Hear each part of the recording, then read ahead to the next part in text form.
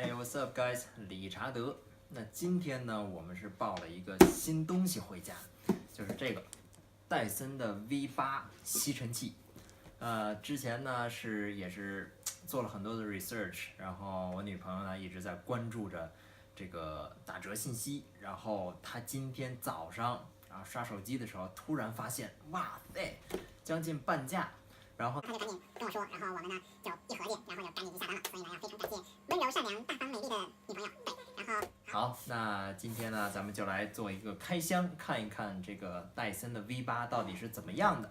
那首先呢，对，就是这样。然后价格先跟大家说一下，反正总共是打完折之后是299刀，然后呢再加上税啊什么的，反正300多一点这样子。所以呢，真的非常的值。如果你最近也是打算入手戴森 V8的话，那赶紧抓紧时间，是在 Lowe's， 然后 Best Buy 也有，大概是329的样子，反正贵30刀。所以呢，最好先查一下当地的价格，就是你的所在地的价格，然后呢就抓紧入手。对，那咱们现在呢就开始拆箱。对，那这样，然后呢拿一把刀，它绑的还可以吧，这样子绑。要提醒大家的是，这个东西千万不要这样子提着它走，因为这儿都是粘的，所以呢很容易你提的时候啪就掉了。对，那像这些地方都是可以直接就，如果没有刀的话，其实可以直接搞掉。危险物品呢就放到一边，然后咱们就来拆。是在这儿拆的。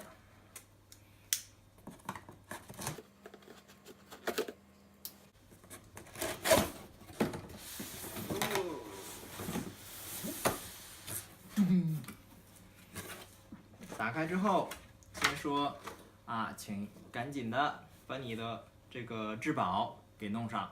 好的，然后呢，一本说明书，好，然后剩下呢就是杂七杂八的。那我们现在来拆，拆完之后呢就放在桌子上给大家展示一下。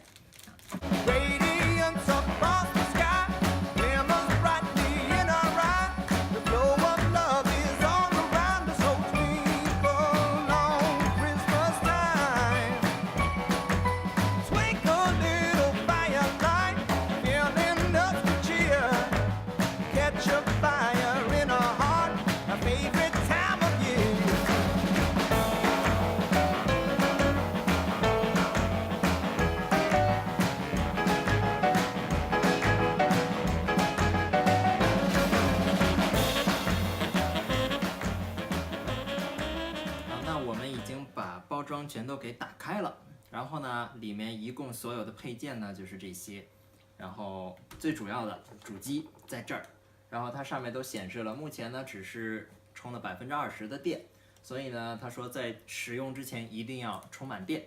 那怎么充电呢？电源就在这儿，那就直接充上就好了。奥斯卡，看来我们家奥斯卡好像特别的对它很感兴趣。好，来，奥斯卡。往后，主机充电，好，放到后面。然后呢，一根延长棒，这个没什么，反正呢，颜色也挺不错的，然后刷头，主要的刷头2个，然后这个呢是绒布的这种，当然摸起来非常的舒服。然后它呢主要是吸地板或者是硬的一方面的这个，对。然后它也是另一个主要的吸头，然后这个呢就主要是地毯，因为你可以看到这种刷子在这儿，然后呢一个是硬一点的，一个是软一点的，为了清洗的更干净，对不对？好，然后它前面还有这种有一点保护的这么一种，就是防止会像我呢有的时候吸呢就不太注意，然后就会把这个家具啊什么的都给损坏了，然后它这个想的倒是还挺周到的。然后这个呢是发动机马达的一个滤纸，是在这个后面的这样子装上的。然后墙上的这个底座在这儿，它把钉子啊什么的都贴在了后面。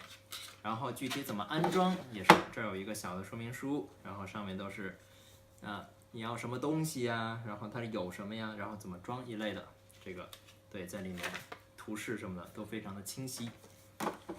它也结束了，然后有4个小的配件。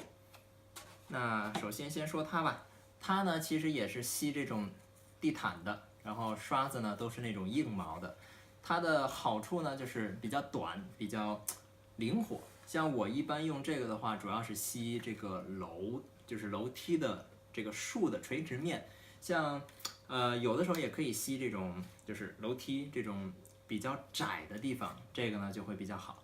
当然，它如果吸地板的话，我觉得可能有点不太行，因为毛确实有点硬。如果要是吸得久的话，可能会对地板会造成一定的损伤。但是戴森嘛，我觉得他可能首先都会想到这些，应该还好。对，然后呢，这个东西它其实是一个刷子两用。像如果你把它缩回来的话，这个塑料的硬的在这儿，你就可以吸一些比较小的缝隙啊一类的。然后你把它这儿有一个按钮，往上一推，然后呢就会变成这样子的。所以呢，你吸啊什么的就会比较方便。软一点的，像我喜欢这种软毛的话，我一般会喜欢吸这种真皮的东西，它不会伤到这个皮革，反而呢会帮助把这个皮革接缝处的这些渣儿啊什么东西灰尘呢都会帮忙扫出来，然后立刻吸掉。像清理车的座椅，这个就会非常的管用。然后呢，这个东西跟它也差不多，然后也是这种软毛的吸，但是它们俩呢可以看到吸的这个口不一样。然后呢，这个东西我平时用的确实不多，因为我们其实现在还在用一个戴森的比较老款的，是有线的那一个，然后呢就是那个球的那个大的。